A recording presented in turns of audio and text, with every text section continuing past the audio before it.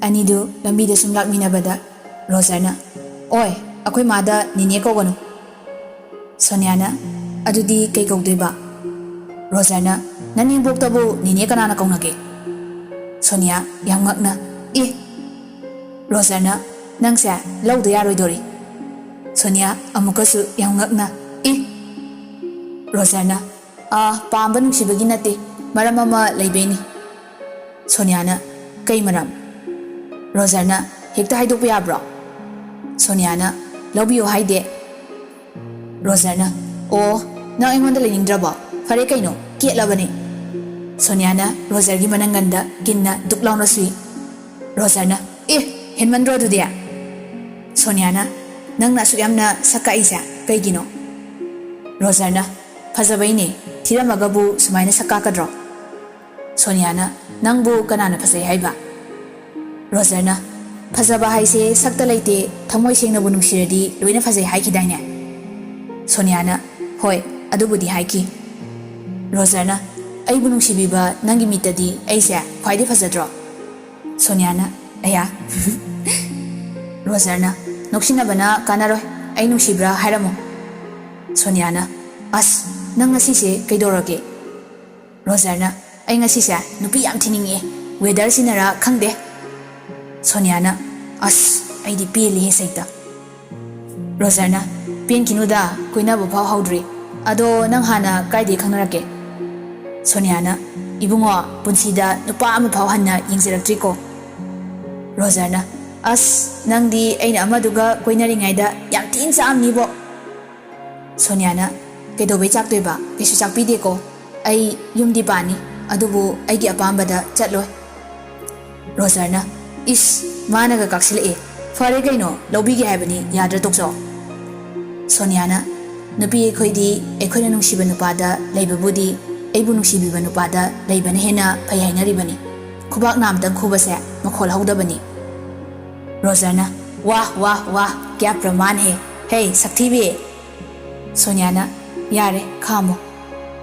Rosarna changkhrone saktibi Sonia tapna Sonia su changkre Rosar yenglaga lehawi aya hannaga yenglakti khukakti praman ga toradana aribi haisini Rosar mayumda umhale nautombaga Boris kasu chalame Rosarna minnai anisisu nanghori matagum chalame Rosar maikada hipagale kaino aina mittaga yelo uraisina anauba yening hulakpasinabu hena mathu marang haureda Linthoina makhadagi thoiba Rosar mamana pakhatna korokpaduda prap amkumtharai ima kaidorage Linthoi nokmi kenamba yengulao Rosarna mama hoigi kara changlakpada mapadu mamana sauraga tapna makhongdu thangaga lerami Rosar harauna baba ai saubigese Dio tapna hinsang haubro Rosar nokmi hawi baba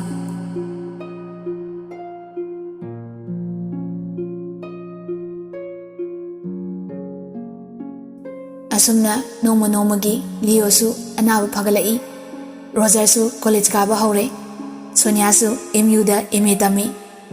Rosar nomata Sonia da phone taurude Sonia na su taurakte somda Jacob su makhong naba su tapna phare adubu mama na haiman bedagi mahak Indian Army dagi voluntary retirement laukhre masana tanjakiba paisa singduna business oina taukhre kok wangba direct laisu haibanina mapalam dagi phone gi company ga tanaraga Manipur da magi mobile gi showroom ama hangkhre tapna business su mai pakhalai Jake su SI gi training chatkhre adubu NED concept oihori kaidi upai lei training chatta yadabinina chatkhre hojikti Leo su chatpa khara ngame mayumda oina leikhre Rosar paisa thoktribanina mapuga mabokada makhoigi watanaba honarei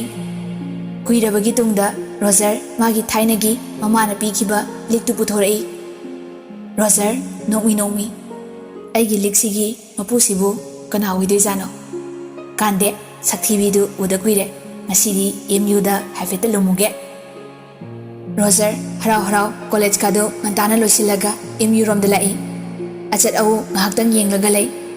bullet thawba nupa ama adaida bullet tu khami maningdagi nupi ma kumtharai Vicky na changkhro ko nupi duna Roger ani duda haifet yenglui adaidi kaidegino magi maching du lai minnai masa adu haraga lakpada nupa dudi chatkhre nupi duna onthorokpada Roger makhwang metlaga yenglaga leirami Sonia na hoima as khangi kana ngairamino Roger na noi nawado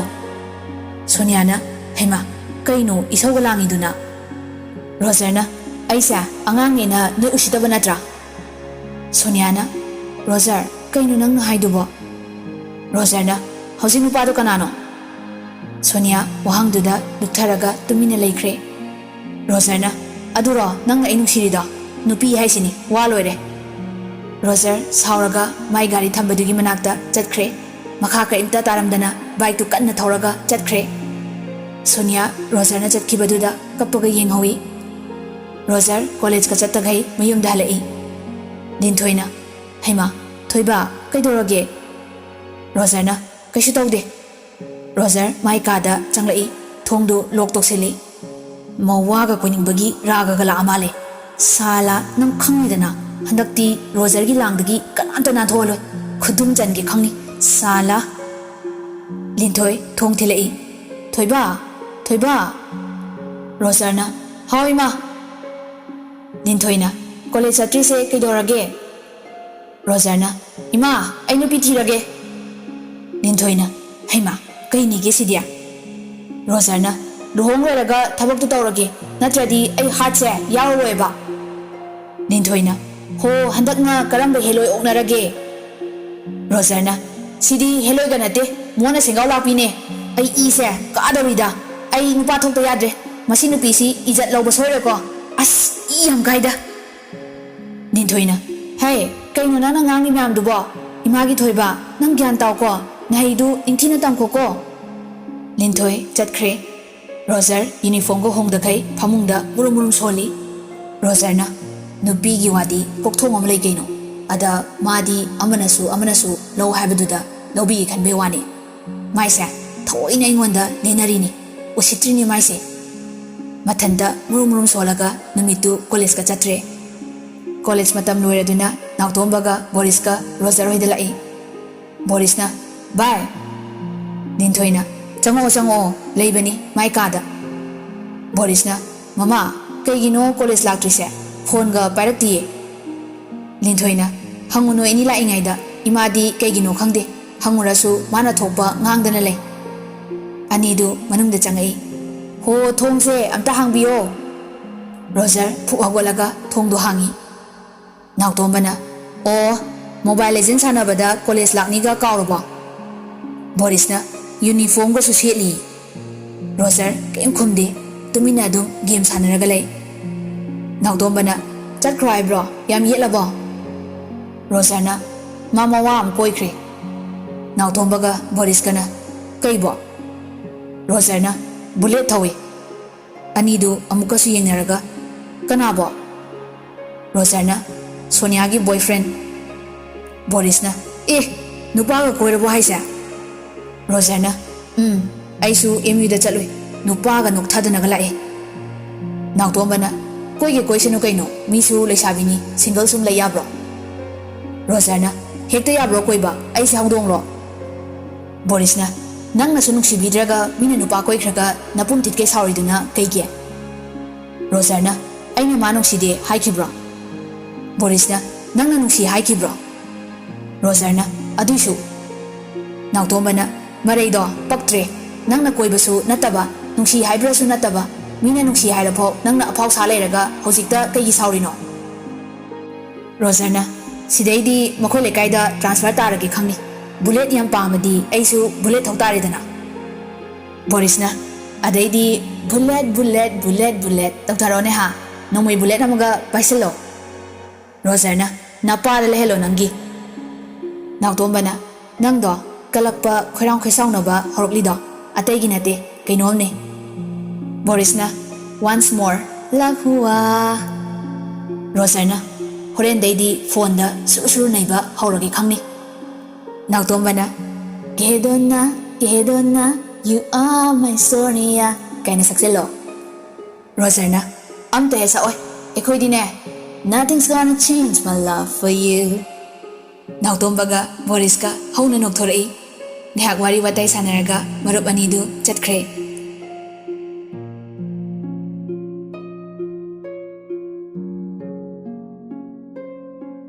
Nungdangi chaksaram daipau Roger kadagi hendorakti Linthoina Thoiba lao Roger au la ema Mapaga punna chaktu chamine Liosu hojikti chaktu matomta tapna chajare Ngasidi Roger walanga amta ngangdi chaktu tumina chai Leo tapna Thoi kidore Roger kishu tawde baba Leona college kaigi chatrino Roger I gabagi Leona kaigi Roger namong nupido nupam koigre Linthoina bebhar ga se amta yawdene ko Roger ima bebhar kaibana phabra heart kaibana phabra Linthoina ima gi thoiba ichana phana pharasu napagi I khajikta di lowini ko Roger Ipagi I lawdradi Salman Khan gi I lawgadro Linthoina nanga ngangnaba ngamsa ponte Roger aina ipagi I lawrasu Roger haige tawraga chap lepi chaktu amuk tumina chakre loiraga maikada changlai Roger mathanta khalli aibu phone tawsirane Roger phone nomata tawdrasu number di khangbanina call tawsali number du waiting lerami Minai masa my bullet haba thajing the khongrau sepa pa pido mawai ramni Roger amukasu call tawsali amukasu waiting hairi mathanta pangsau da sawi ai ngasidi tumbaga yaroi dorida khoidou se sakotorida tise da oina call tawge mache da amu call tawsali enina hello thoiba Roger che tumaba enina tumdriye Roger ibai leitabado wabra enina wadeda Roger che na angang poktore hai chumbra eni wantha kaino I walida kaideino Roger kayam walige enina 3 months khakta ngairi 7 months wali Roger as adudi wali ha enina Roger ado che ai ngasi se yam sauni enina kaigino kaidorage Roger amado I yam kai enina ama haidi ichero Roger as natte kaide ko sila ino akhoi maga loi kawkhre ko panbiraklanu nusidabagi miraibagi natte oiroidabadu wakhal thadadre ama moirangkhongi misto eni noklaga o kaidorage sauneira Roger nupa ama koikre enina kaino ne haisibo Roger asingbeini che ai ngasi MU da chatluyi bullet thauba thi paktaba nupa amagi maningdaga tongnaga lakpa wani aina changsilaga kanano hangbada nukthakre aduna takpadi mawana tro I se suktakai hojiksu waiting leyi enina thoiba layam da khoram tho Roger lai khoram tho ga kai kana doino enina nadaw yadrido yanaba Roger natraga nupi phabagi mantra tamsira khangdida enina aduna faradra Roger che kaigino mana nupa koidingai dadi nongta sauningde mana nupa koikhraga aina asu yam sauningi se enina ho aduburo nungsibaini Roger is kaino aibo ahan manungsibagi type da nungsiba masa khangi ko isu ado handaki nungsiba sidi amaduga mana khide kaigino enina different types of love tare ni nangidudia Roger as sidi pura kainomni haigomdana madi egi oidaba suknya yara fara gorasu lowni enina is nahan waidi nungsibidraga hojikta yamna nungsirakpro Roger heda nahan waidagi lawge khankrabani koina drasu lawde yadabani Enina kaiginone lauda yadrisibo Rosarna madi ipagi eksunatana Enina as thoiba nangsidi pili hesaita Rosarna aina di masa lesabi asingbani khalisa sengamdo malaktrebo Enina is taning deko wathidi mibu adulana laurunu Sonia aigi thaina degi dinarapani magun khangi Rosarna sum haibe wanida chelurasu lawngamida adui wadi Enina chendringaida nungsi hayorodana Rosarna haigebu waiting lerisin Enina fare amu try tawsilo chichesu asingmu khangdorake Rosarna che nang yawrakano ai adum naige hera magumana aigi langdagi nanthok yaponte Enina hoi hoi fare thamage ko Rosarna hoi che good night Anidu phone thamnakre Roser Sonia gi number da amuka call tawsili adubu waiting amu hairi Roserna minnai nupi nangai na makak pasoiroi isau langi ngaida Sonia gi number da gi call lai Roser phat pai khali nangi se usiti natro ha namai dura chabe ni lura ngasai dagi mina call torokli se kai lege khang da kai nawa kana ga wari sanai no ha ai se phagiro hatu ona ngamjani yam tapna nupi macham gi khonjel da Dada sauno ai phone yadrena chiche gi waibani chiche lai param kini piru ki ge ko Roser yam ngakna nang kanano nupi duna ai chanbi ni makoi kaka gi macha nupi ni Roser chai ki chai thoraga ikai re as ai di noi che ore boy ningure chanbina chiche di nong ta kanam daga phone wari sanadi Roser na noi masen kangkhat nai ro Chanbina asingbaini dadada khaktani adusu noidi kuina sanadri dudi Roser yam ngai aigi number du kai haina save tawgi yenguni Chanbina husband haina save tawe Roser amuka sungai Chanbina adu dada che pa hela age ko payu ko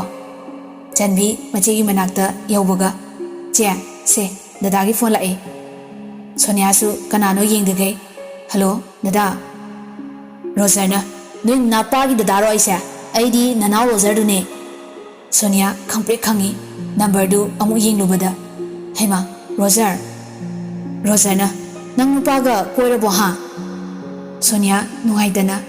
Roser, I can am to Koidi. Roserna, Aduga Dada Haiduna Kana, Masai Nupaduna Kana, Narotomo. Sonia, Mapi Irachile. Aina High Credudi. Aigi nungsibada chatloi ima babagi apambada chatkanina mahak aiga haina singnare adubu wafamse ai kanadasu haidokte Roser wahaidu tabada sawbadi laidana nokthorei nangbu haina singnare ba phare kaino nupa phangdradi lobige khanmani leraba natro okay good night phone du phat kapthali Sonia di kapi Roser di kapi badi hairunu Pamungda dong khak nongaga mathanda murmurum soli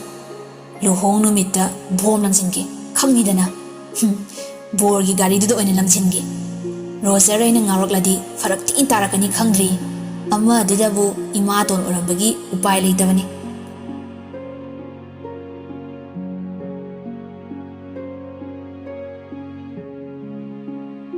numitu hokre ngawba hokradi handaba nupani Roser su mina kanam khangna dringaidana pambidraga nupiduna haina singna khrakansida farak yamna phurei ayu chachaba toklaga college chatoinena ngasisu natana Sonia hoi lekaida chatnaba thorei Linthoina hema ngasina kaida Roserna ima college ne Linthoina pungma panta dringaida kanai college atnage Roserna namo emuda thilodoine adunani se manam namo Linthoi gi laibokse onthokna thina tamamida ko ama ngawa pura phare macha ama horakle Roserna as ima khungaw yami ko baba compare di tobirakano ai thingi se macha no padu manam nambire nang horoi matagum bike tu kantakna thoraga lai Sonia hoi lekai yobaga phone toksili Sonia tapna hello Roserna loisilaga thoro Sonia yang ngakna kaigino Rosarna restaurant changluse. Soniana as kaigia. Rosarna bhab to phabirano restaurant changlaga hekta marum konbi sanaya bro achapo chause. Soniana Rosar ai haina singnari asing beini. Rosarna adu kaidorage noi haina singna badu thugai gi haikrabo sum kainoma chami nose haibani. Soniana hoi ngahak ngai ramo. Rosarna kuina ngai baga ngamoi ko sasa thoro. Soniana hoi hoi. Phone hek thongki baga Sonia sasat loisili. Binana ibema kaidano. Soniana ima enigi mopa Rosar lae amta thouge.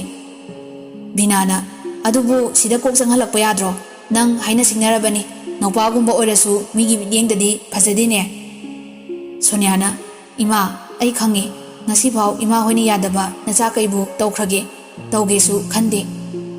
Binana hoi hoi phare thouro university chatoi natro. Soniana chatoine. Sonia yam chamna phanek blue machugi ama selaga white ki frit ama litlaga thorai. Rosarna asi tawni se khangdana college ki uniform se selakpani. Rosar frit white tu loktholaga bag tagi main shirt ama lokthorai aduga hanai du bag ta hapsinkhre amadu satli sali. Soniana kaino tawriduna. Rosarna aribiga chapmina doinina ariba sariba isu sidabu John Cena gi dress kasu selaga naiba yaribro iboton sabata bani aisu. Soniana as ado aidi chakcha tok tangairi. Rosarna aisu ne kaino lao tongo. Sonia Rosar gi bike maningda tongkhali. Rosarna ipagi barnado porokpa yaida ada gari achobada chatpase mina udene aduna sina phatro kem khalunu aisu bullet thawdorabani. Soniana kaino nangna hairi myam dubo aibu kai haikrage. Rosar gari thawna thawna kaisubudi haideda challiba wahangdugi pakhongni. Soniana nang wangangba yam hairami. Rosarna oi bebar gair kano nang maga torokano. Soniana Rosar nang ihe nisaga sisinarabo. Rosarna nachinare patoba wado palakano ko taningde bala somana yuse thakpi yu hairasu thakpi do minate mammai du da haizilam do nupane. Soniana ado ai kinomta haige. Rosarna haige haidrasu adum hayo. Soniana ai ima ipagi mayokta thabak tawba pamde. Rosarna hoida kaisum kaide adubu kawe good girl haido. Soniana ado nahangai paw phawruktriba kaigino. Rosarna nangdi phawpa yadro. Soniana aidi nupini Rosar. Rosarna nupi noise angakpani.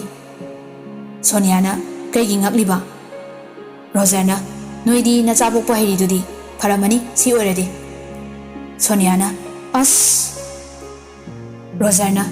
kitang lapthokibaga noidi atopada nayum pande yade haiba wakhal lei adubu nupa khoidi khara lapna khrasu atopa nupi lawde yade haiba rules leite ko. Soniana sibu ainara aigi iralbu karino. Rosarna ho nang landiye lalibadi ngarangi thajinda khongrau setpa nupa aduni. Soniana kamaina. Rosarna nupa aduna nang maramda kaibu khangjage. Soniana adudi kaisu khanglamoy. Rosarna tu aduda lalabani unaba kanda nang kana khangnai pamjaba leibra hanglakpra. Soniana hanglakte. Rosarna tu adusu lalabani nupi ama buleradi yare khanjaba nupani mado aduna takpadi mase loose character gi mini haibada haimanba thokloi. Soniana as aisu mai maramda kemta khangde Delhi da leire haye piklingai degi. Rosarna o soidre. Soniana ado ai kedo haibano. Rosarna upay amadi lei. Soniana kai upay no. Rosarna ngasi chel horase. Sonia yam ngakna